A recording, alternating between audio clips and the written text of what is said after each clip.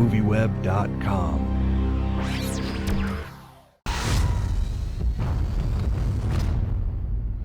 Now, I've got to know, what were the challenges of perfecting the Wesley stance? Because I notice whenever you're in the background, you have Wesley's stance. Exactly. Well, I'm a man who works on subtleties, and that was the one thing I really tried to bring through in this character. Is that was Wesley did a great job in the original series, and I would notice that he would strike these often like action hero poses that he would keep in the background, and I tried to translate that into this movie. He actually teaches a school, from what I hear, about action standing. Acting. Yes. Oh, that's really impressive. I should sign up for that. That'd be cool.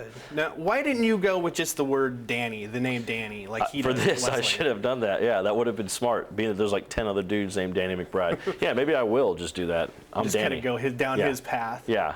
It was a childhood dream of mine to come face to face with a Sleestack, and you got to do this in this film. Can you go through that experience for me? I face it. You know, I saw Land of the Lost when I was a kid, obviously, and loved it. Was spooked out by it at the same time. The Sleestacks definitely kind of freaked me out a little bit. And I won't lie to you, it was pretty creepy that first day we walked onto the set, and the Sleestacks had all been so hush-hush. They kept them in a separate little room so no one could really see them.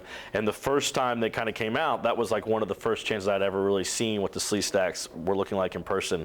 And it was goddamn scary to see 30 Sleestacks pinching their little claws and just coming out towards me. It was really freaky. And your character is kind of like the intelligent voice over, like you're almost acting as a commentary for the audience for the old show. I mean, was that something you did before coming into this, is watch the old show and think about what you would have been saying in these circumstances? You know, I watched a lot of the old show. I saw it when I was a kid, but then I rewatched the series before I got, when I was on this. And, I knew that they were trying to do something different than what was in the TV show. They were trying to keep the mythology, obviously, but trying to loosen it up and keep it a little lighter. And so anywhere where I could, have any sort of throwback to what was, in the show, I would try to. And I kind of think that commenting on some of these crazy things that would kind of go unnoticed in the show, I mean, that's kind of what I think that's where a lot of the humor comes from, is like someone really in this situation, and, they wouldn't just be amazed and easily accept, these things. They would question them and, and be freaked out by them.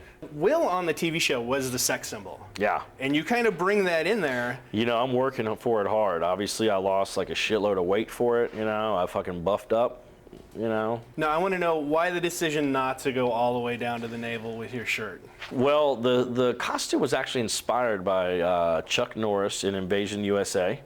When I first got the job, I told Brad, I was like, I will only do this if I can look like this. And I showed him the poster for Invasion USA, which I don't know if you remember, but it's just Chuck Norris with cut-off denim shirt and 2 Uzis. And he said, that's cool, we can do that. So you're kind of bringing out the Chuck Norris in this character. Trying to. As kind of getting away from the original character and bringing some more action stuff. Getting rid of yeah, exactly. Now, was it a little different for you? Because you're doing a lot of wire work and sort of action stuff in this that we haven't seen you do yet.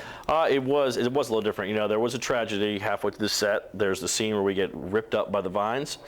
And sadly, the harness got me in such a way that it actually sliced off a small mole on my stomach. Ouch. The mole had been there since I was but a babe, and he had been a good mole. He had been around through the good times and the bad, and he had to be surgically removed because he was just half hanging off. But I was going to say, it might have been a good thing if the mole was cancerous. Yeah, you so might have who saved knows? yourself. I just said that movie saved my life, so it's really cool. Yeah. Okay. But I think it was the good kind of mole, the kind that just looks gross.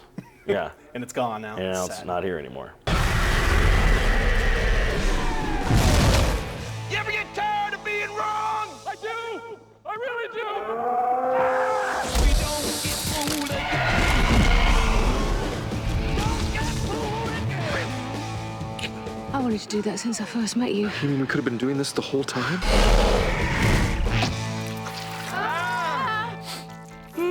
I'm feeling weak. Really bushwhacked. I gotta sleep it. It's all hard. He's incapable of rapid course correction. Try running a serpentine pattern. Serpentine! No! Serpentine!